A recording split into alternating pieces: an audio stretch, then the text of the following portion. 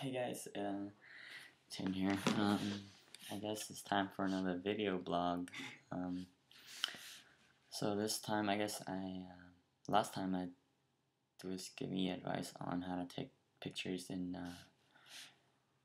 dark areas or fast-moving subject.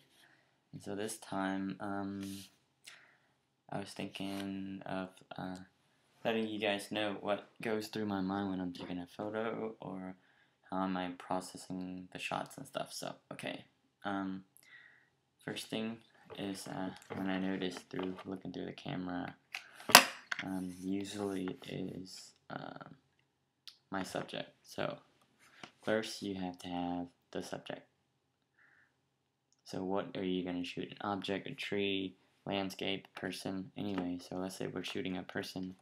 Well, the second thing, I would look through the finder and take a test shot and look at it and see if it's overexposed, underexposed, stuff like that. So, and then I would adjust first ISO.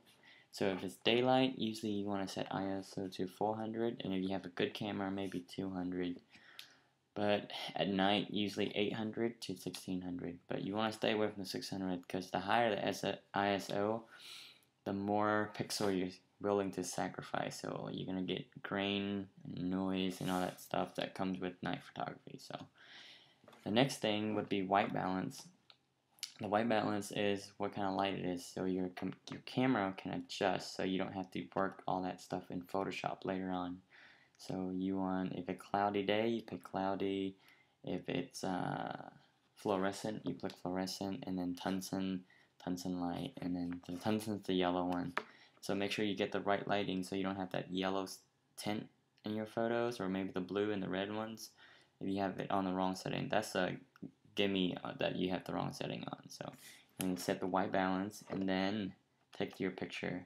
And if it's blurry, that means your shutter speed might be too slow, and if it's too bright, your shutter speed might be too high. So play with the shutter speed, and then you'll get the right photo. So usually you try to match your eyes with the photo. So if it looks pretty close to what you're seeing, then your settings are pretty good. So, and then when you take the picture, there's two things to consider. One is either you fill the frame or you don't. Like your subject, like you can back far enough where the subject is contained in the frame, and the other one is where you fill the frame and you cut off stuff. And so cropping is very important here, and so you want to save as little as work for post-processing as possible later on in Photoshop. The less work, the better. So the more cropping you can do inside camera, the better. So anyway, and experiment with cropping and stuff. So, and then another thing is I notice people usually don't do when they take photos, even with the point and shoot, you can do this, is rotate your camera. You can rotate it these two ways, but also you can rotate it diagonal or any other in between shots. And usually I want to try to get lines to intersect corner and maybe the sides and stuff to make the photo more interesting. So watch out for lines and stuff.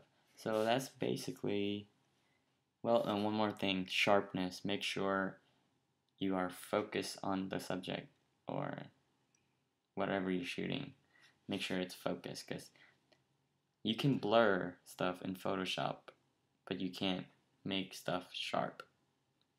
So make sure they're sharp. Anyway, that's basically what I think about when I shoot photography. So until next time, I'll see you guys.